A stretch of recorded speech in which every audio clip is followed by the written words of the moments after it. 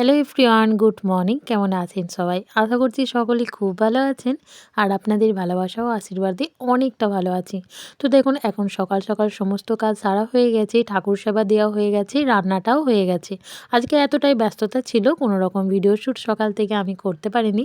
তো যাক, এখন কিন্তু আমার সমস্তটাই কাজকর্ম হয়ে গেছে। বিশেষ করে আজকে বেরোনোর প্রচণ্ডই তাড়া ছিল, যেহেতু একটু দূরে যেতে হবে, তা কাজেই একটু টাইম হাতে নিয়েই বেরোতে হবে। তো সেই জন্য কোনো রকম ভিডিও শ্যুট করিনি। তো এখন কিন্তু আমার সমস্ত রকম কাজকর্ম হয়ে গেছে। তো স্নান হয়ে গেছে, ঠাকুর সেবা দেওয়া হয়ে গেছে, রান্না তো কমপ্লিট আগেই বললাম। তো চলুন, এরপরে আর কি ছাদে চলে এসেছি আমার ভিজে জামা কাপড়গুলো মেলার জন্য, আর মায়ের যে কাপড়গুলো মেলা ছিল সেইগুলো তুলে নেওয়ার জন্য। এখন এসে দেখি পুরো ছাদটা প্রচণ্ড পরিমাণে নোংরা হয়েছিল। তো সেটা দেখছি যে মা কিন্তু পরিষ্কার করে ঝাঁট দিয়েছে। আসলে যেহেতু আমাদের এখন বাড়িতে কাজ চলছে, বাইরেটা প্লাস্টার হলো আর এই সাইড দিয়ে ভাবছি একটা রান্নাঘর বানাবো। তো সেই জন্যই আর কি, যেহেতু বাইরেটা প্লাস্টার হচ্ছে, তো সেহেতু ছাদময় সিমেন্টে ভর্তি হয়ে আছে, প্রচণ্ড পরিমাণে ধুলো উঠছে। তো সেই জন্যই মা আর কি ঝাঁট দিয়ে দিয়েছিল সকালের দিকে। তো এখন দেখুন, এই যে এই জায়গাটায় রান্নাঘর আমাদের বানানো হবে, জিনিসপত্র সমস্তই কিন্তু নেমে গিয়েছে। আর আমাদের মনুসোনা যেখানটা বাঁধা আছে, ও কিন্তু ওখানে আর বাঁধা থাকবে না। তো যাক, এই যে বুঝতে পারছেন আমাদের বাড়িটা কেমন পরিমাণে প্লাস্টার হয়েছে। এইটুকু কিন্তু প্লাস্টার ছিল, এই যে কালো কালো ছোপ, আর এদিকটা পুরোটাই সাদা, এদিকটা কিন্তু পুরোটাই প্লাস্টার হয়েছে। শুধুমাত্র ওই যে গেটটা আছে, গেটের ওপর পর্যন্ত আমাদের আর কি প্লাস্টার করা ছিল। আর এই যে জায়গাটা, ওই জায়গার মধ্যে আমাদের রান্নাঘর বানানো হবে। ওই জন্য দেখুন, সমস্ত রকম জিনিসপত্র আমাদের নিয়ে আসা হয়ে গেছে। তো তারপরে চলুন, আমার যেহেতু বেরোনোর তাড়া অনেকটা আছে, তো সেই জন্য এখন কিন্তু আমি খেতে বসে পড়েছি।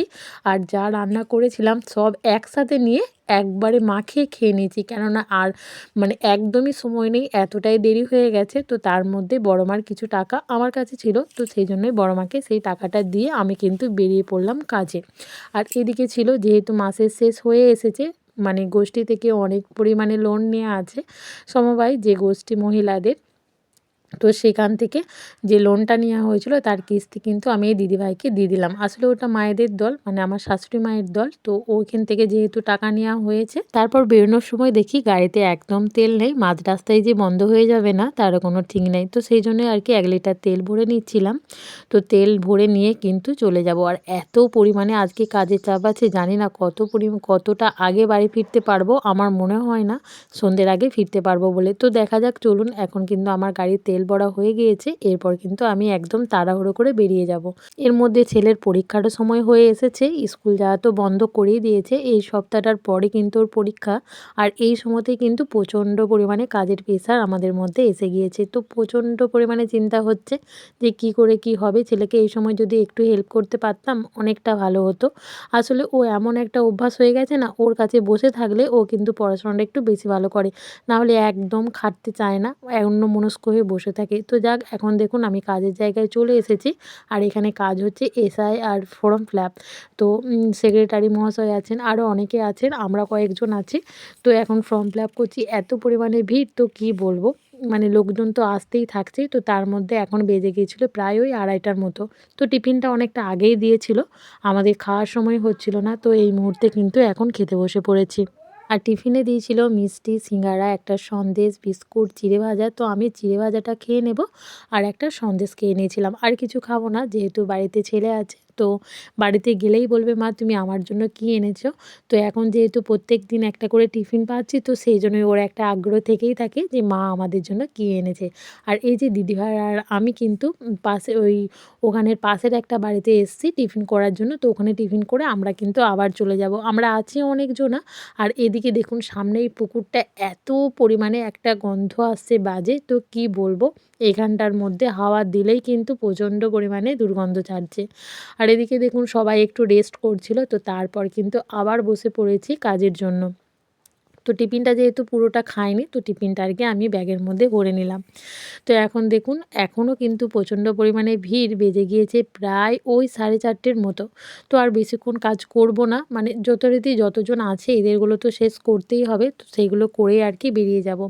আর এদিকে কি হয়েছে, এই যে এখানে যে আইসিডিএস দিদিভাই আছে, ওনার বাড়িতে নাকি আমাদেরকে জল মিষ্টি খেয়ে যেতে হবে। তো সেই জন্যই আর কি। আর এই মুহূর্তে দেখুন প্রচণ্ড পরিমাণে ভিড় ছিল, সেটা পুরোপুরি কমে গিয়েছে, এখন প্রায় কাজ শেষ আর ওই দিদির বাড়িতে চলে এসেছে একটু দেখা করার জন্য। আর এসেই কিন্তু আমার বাড়ি থেকে ফোন আসছে তাড়াতাড়ি বাড়ি যাওয়ার জন্য, কেননা রাজমিস্ত্রিরা এসেছে ওই যে রান্নাঘর বানাবো সেই জন্য আর কি মাপ দিতে। তো সেই জন্যই আর কি সমানে ফোন করছে। তো কোনো রকম একটা মিষ্টি আমি নিয়েই কিন্তু বেরিয়ে পড়েছিলাম। আর যেহেতু বাড়িতে ওরা এসেছে, ওরা কিন্তু আগের দিন বলে গিয়েছিল রাজমিস্ত্রিরা যে দিদিভাই আমরা কিন্তু যেদিন দাগ দিতে আসবো মানে মাপ ফেলতে আসবো সেদিন কিন্তু মিষ্টি খাবো। তো যেহেতু বলেছিল সেহেতু আর কি আমি একদম মিষ্টি সিঙ্গারা নিয়ে তারপরে বাড়ি ফিরলাম। এসে দেখি অনেকটা সন্ধে হয়ে গিয়েছে, তো ওরা এখনও আছে। আর তার মধ্যে যেহেতু জব কার্ডের এখন কেওয়াইসি হচ্ছে, তো কয়েকজন আমার বাড়িতে এসে বসে আছে ওদের জব কার্ডের কেওয়াইসি করার জন্য। তো যাক, ওদেরকে বললাম একটু বসতে, যেহেতু এখানে কাজ চলছে। আর এদিকে আমার হাজব্যান্ড কিন্তু যেহেতু আজকে শনিবার ছিল, আমি আসার আগেই কিন্তু ও ঢুকে গিয়েছে। আসলে ওকে বলেছিলাম যে ওরা আসবে, আমার যদি আসতে দেরি হয় তুমি একটু তাড়াতাড়ি ঢোকার চেষ্টা করবে।